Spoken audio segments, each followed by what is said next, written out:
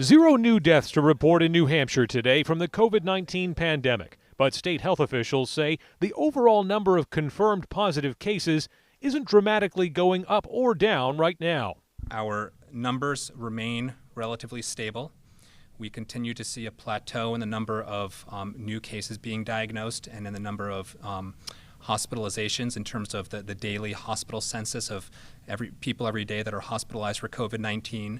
New Hampshire is now less than 2 weeks away from the May 4th expiration of the stay-at-home order. Governor Chris Sununu says to expect an announcement about the order later this week or early next week. We're looking at the different options for that stay-at-home order. Will it just continue as it currently is for an indefinite amount of time? No, we hope not.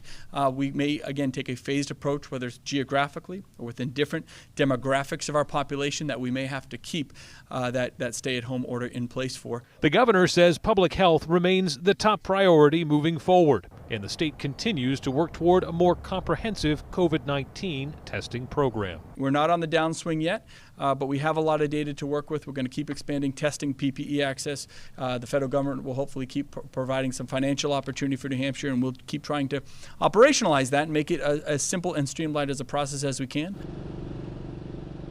And as the governor weighs the future of the stay-at-home order, he's also doing some long-term planning about how and when to reopen the state economy. For more on that, let's go live now to Mike Cronin. And the governor cautions this is not going to be like flipping a switch. Reopening is going to be a slow and a careful process. But this is the first step. Today, Sununu announced the formation of the governor's Economic Reopening Task Force.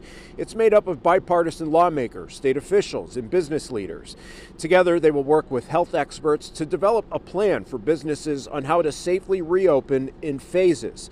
The governor says the plan will be based in science and data, but an exact timeline on who can reopen first is still unclear.